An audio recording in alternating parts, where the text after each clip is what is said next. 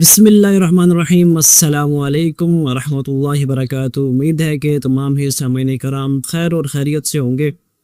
سب سے پہلے بات کریں گے آج ایران اور امریکہ کے درمیان جو مذاکرات کا دوسرا سیشن ہے وہ کل اسلام آباد میں ہونے جا رہا ہے، اور کل ہی اسلام آباد میں دوسرا سیشن منعقد ہونے جا رہا ہے۔ اور اب موجودہ اسلام آباد کے جو حالات ہیں ان کی بات کریں تو اسلام آباد میں اس ٹائم سیکیورٹی بالکل سخت ہے۔ اسلام آباد پولیس الرٹ ہے، پاک فوج کے ہاتھ میں بھی سیکیورٹی اس وقت موجود ہے۔ اسلام آباد کا جو ریڈ زون کا ایریا ہے اس میں کسی کو بھی جانے کی اجازت نہیں ہے،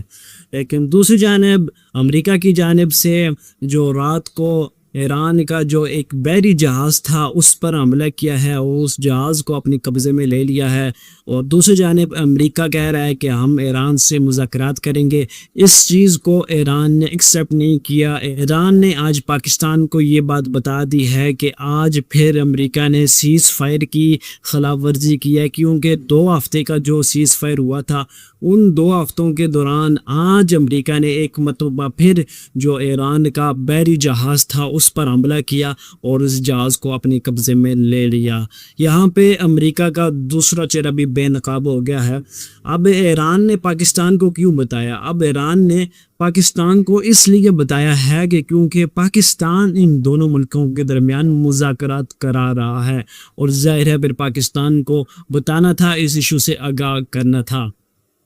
اور دوسری جانب ٹرمپ نے بھی یہ اعلان کر دیا ہے کہ جو میرا وفد ہے وہ پاکستان آج پہنچ جائے گا، یعنی آج میں پیر کا دن ہے، شام کا وقت ہے، میں ویڈیو بنا رہا ہوں، آج جو ہے امریکہ کا وفد پاکستان پہنچ جائے گا۔ لیکن صبح ایران نے اس چیز کی بھی وضاحت کر دی ہے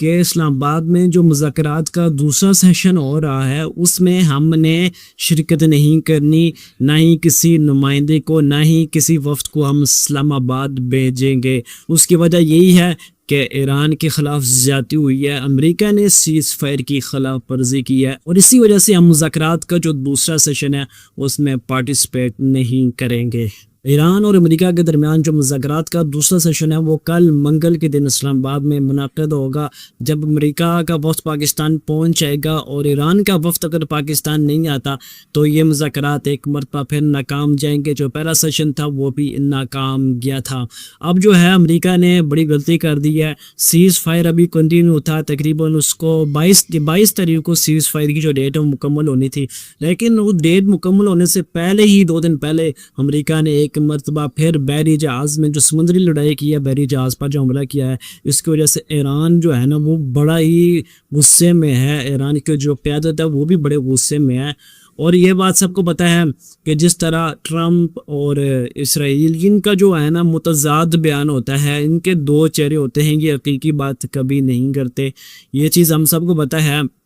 2 دن پہلے جب ایران نے اسٹریٹ آف ہارموز کو کھولا، اس میں پاکستان کے جنرل عاصم منیر صاحب کا بڑا ہی اہم رول تھا۔ وہ خود ایران گئے تھے، 3 دن کا انہوں نے دورہ کیا، وہاں پہ انہوں نے ملاقاتیں کی، اور اس کے بعد لبنان کے ساتھ بھی سیز فائر ہو چکا تھا، پھر اسٹریٹ آف ہارموز کو ایران نے کھول دیا۔ اب ایران کو تو سارا پتہ ہے، ایران کے پاس یہ کنٹرول موجود ہے اسٹریٹ آف ہارموز کا، ان کو پتہ تھا کہیں نہ کہیں کچھ گڑبڑ ہو رہا تھا، کیونکہ آگے سمندر میں امریکی جہاز ہے، انہوں نے بھی اپنی ایک پوسٹ بنائی ہوئی ہے، تو اسی وجہ سے انہوں نے اسٹریٹ آف ہارموز کو ایک مرتبہ پھر بند کر دیا، اور بند اسی لیے کیا کہ تاکہ ایران کا جو ہے نا وہاں پر قبضہ موجود رہے۔ اگر اسٹریٹ آف ہارموز کو کھول دیا جائے دنیا کے لیے آسانی تو ہوگی، لیکن اس سے امریکہ بڑا فائدہ اٹھائے گا، امریکہ اور قریب آ جائے گا اسٹریٹ آف ہارموز پہ، اور کسی بھی وقت امریکہ وہاں پہ حملہ کر سکتا ہے۔ اسٹریٹ آف ہارموز کا جو کنٹرول ہے وہ خود سنبھالنے کی کوشش کر رہا ہے۔ اب یہاں بات کرنی بڑی ضروری ہے، امریکہ اس جنگ نے اسی لیے وہ شکست کھایا ہے اسٹریٹ آف ہارموز کی وجہ سے، اور یہی جو مین راستہ ہے پیٹرول کا، ڈیزل کا، اسی لیے پر ساری دنیا میں اس چیز کے اثرات پڑے ہیں ڈیزل اور پیٹرول کے معاملے پر۔ اب دیکھتے ہیں کہ ایران اپنا وفد پاکستان بھیجتا ہے یا نہیں بھیجتا، کیا پاکستان میں یہ مذاکرات جو ہو رہے ہیں کامیاب ہوں گے، یا پھر یہ بھی پہلے سیشن کی طرح ناکام ہوں گے۔ کل مردان نے جو طریقے انصاف کا پاور شو ہوا ہے، سوشل میڈیا پہ بڑی یہ بھی باتیں چل رہی ہیں کہ وہ جلسہ جو ہے نا وہ کامیاب نہیں ہوا، اتنے لوگ آئے نہیں ہیں، بس تھوڑے سے لوگ تھے وہاں۔ سہیل خان آفریدی نے تقریر کیا، اتنے لوگوں نے اس جلسے میں انٹرسٹ نہیں لیا، لیکن یہ سب جو ہے نا جھوٹ ہے۔ میں نے فوٹیجز وغیرہ دیکھی ہیں، جہاں تک نظر پڑ رہی ہے نا وہاں تک لوگوں کا ہجوم ہے، اور لوگوں کا جو جوش و خروش تھا جیسے وہ عمران خان کے دور میں ہوتا تھا نا اسی طرح کا جوش و خروش تھا۔